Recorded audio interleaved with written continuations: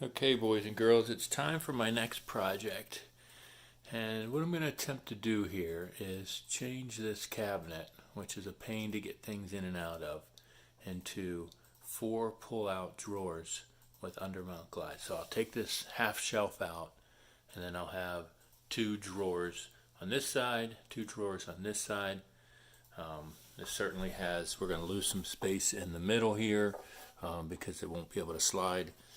And I've got these undermount slides, so it's a 21 inch and it slides nice and easy, and it's got a soft close and everything, so my drawer can't be longer than this 21 inches. So this will go in the bottom, and then I will be having one on each side. I need 4 sets of those, and I'm trying to figure out what all size wise I need. So got a drawing here for how I want the drawer box, because this opening here is 12 and a half, so I'm going to make the drawer 12 because it gives me a little bit of a gap, so it'll be 12 by 21. And then I'm also going to have a channel so that it'll have the drawer bottom, and then the drawer bottom, since this is all going to be birch plywood, I'll make a groove of like 1/4 of an inch. It's a 1/2 inch wide. I'll take half of that, or 1/4 of an inch, and then I'll use that for my drawer bottom to capture the drawer bottom. And then I was trying to maximize how many pieces am I going to get out of a 4x8 sheet of plywood, and all kinds of different drawings, just doing trial and error. But I came up with this last one, so I'll just do my 4 drawer bottoms right here, and that'll use 46 wide by 20 and a half.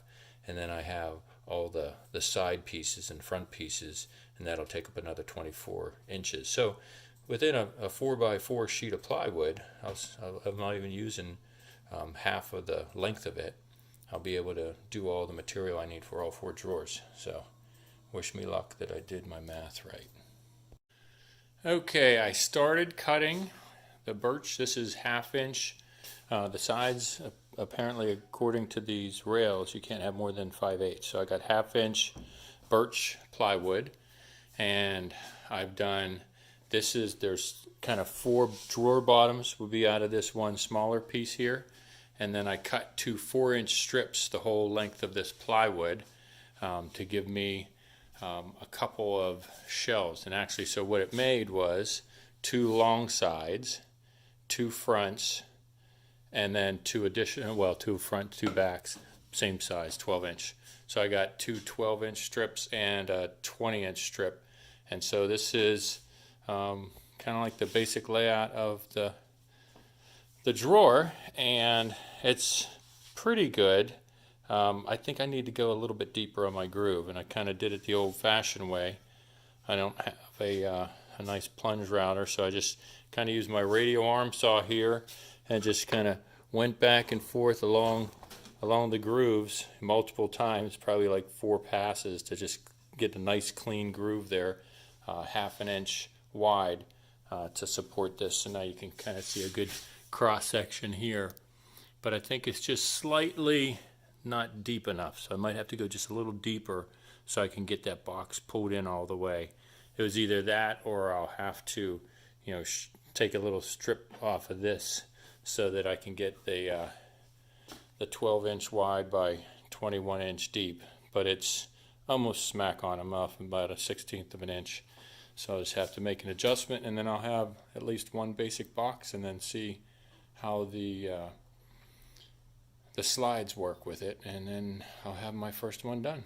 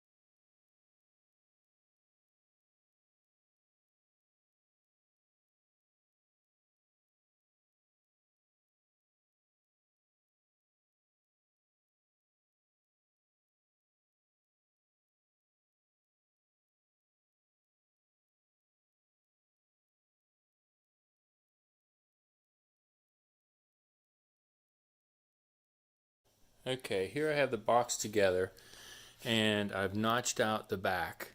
So this is where the rail is going to go, and it has you take out 1 3/16 inches all the way down to 1/2 inch, even with this side, and that's where the rail will go. And then this looks like an abnormally large path for the rail, but you see over here I have this one just sitting in place. But the reason for it is, as this goes up, you see this extra piece right here. This is the soft close. It has an extra spring in here, so when it gets to the point, it'll close itself. And so you need extra space here to make sure you've got a gap there so you don't have it bind. So it's really not that bad. And then the other thing is, you have to put a hole here, because these rails have this interlocking piece here, you see right here, that goes into the bottom of the hole here.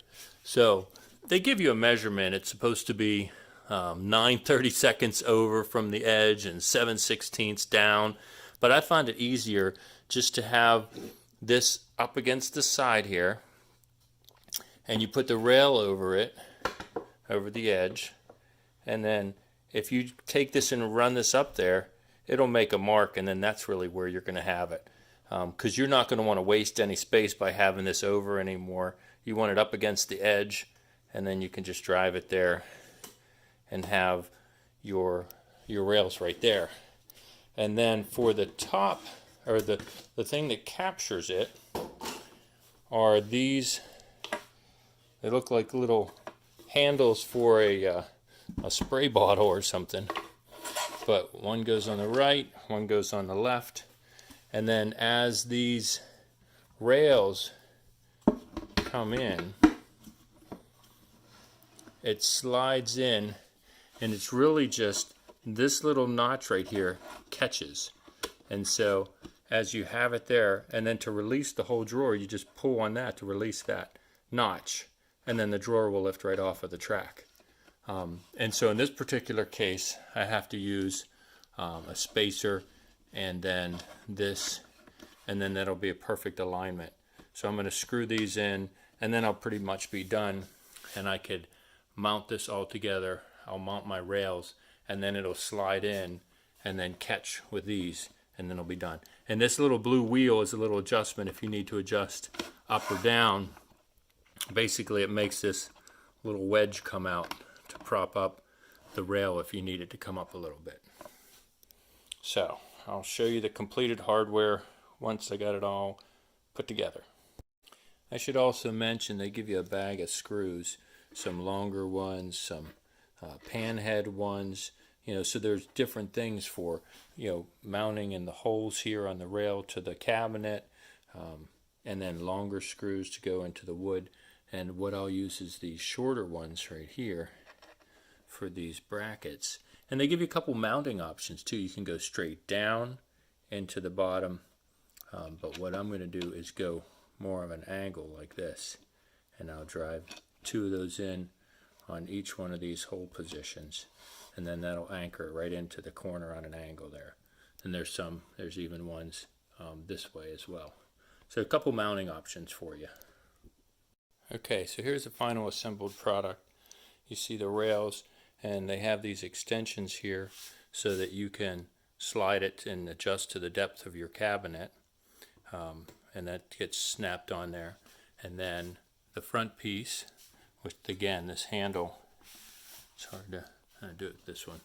Again, it shows you can release and reveal that notch there and pull the rail right out. But you can see that. And the other thing I like about these, they have a full extension. So you're going to extend your drawer box all the way out. So when you close that, you can see that it's got the soft close. And so once and these, I think they hold 50, 100 pounds, something like that. So it'll hold a lot of weight once you're done. And again, the final look will be more like that. So the weight of the drawer It's only pulling the one side, but you know the drawer will slide out, extend out, and then when you push it, it'll be the soft close. So now I just have to go mount it into the cabinet. Okay, I'm halfway done, and you see that I have 2 pull-out drawers. Close clearances, a lot of stuff, but it works. It clears. I figure we'll have pots on top and lids on bottom because we don't always need lids. Soft close. It's a wrap. Now I just got to do the other side.